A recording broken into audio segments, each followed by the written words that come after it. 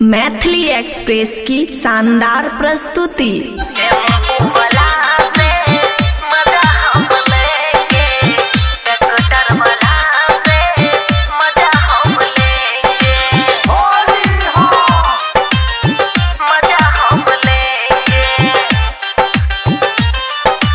खुशी recording studio बलुआहा।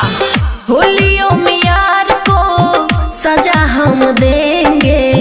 होलियों में यार को सजा हम देंगे, टेम्पू वाला से मजा हम लेंगे, ट्रैक्टर वाला से मजा हम लेंगे, डीजे पे साथी सबको नचा हम देंगे, डीजे पे साथी सबको नचा हम देंगे रे देंगे, टेम्पू वाला से मजा हम लेंगे, ट्रैक्टर वाला से मजा हम लेंगे, टेम्पू वाला से मजा हम लेंगे, ट्रैक्टर वाला से मजा हम लेंगे।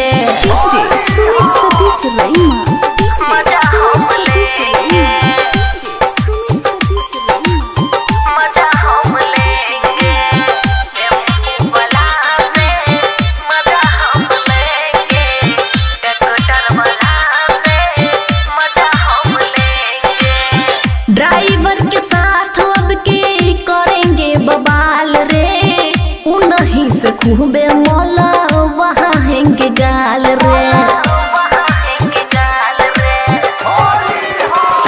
हाँ हाँ ड्राइवर के साथ अब के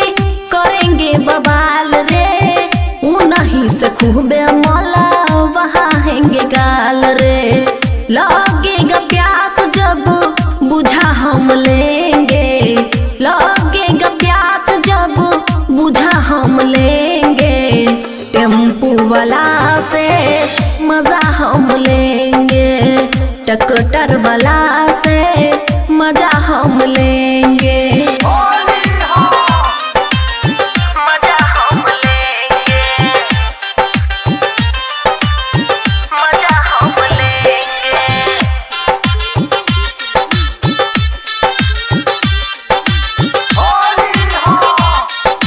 खुशी रिकॉर्डिंग स्टूडियो बलुआहा।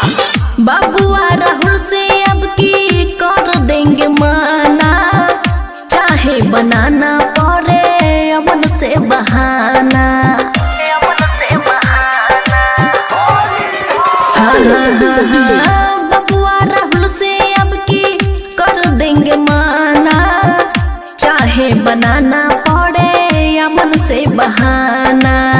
खुल्लम खुल्ला प्यार है जता हम देंगे, खुल्लम खुल्ला प्यार है जता हम देंगे, टेम्पू वाला से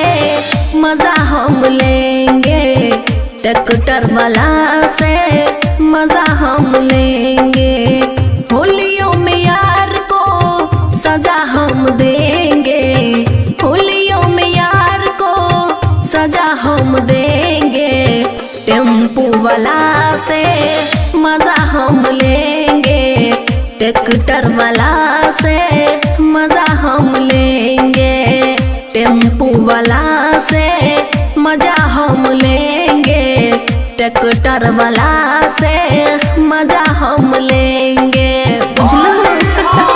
खुशी रिकॉर्डिंग स्टूडियो बलुआहा।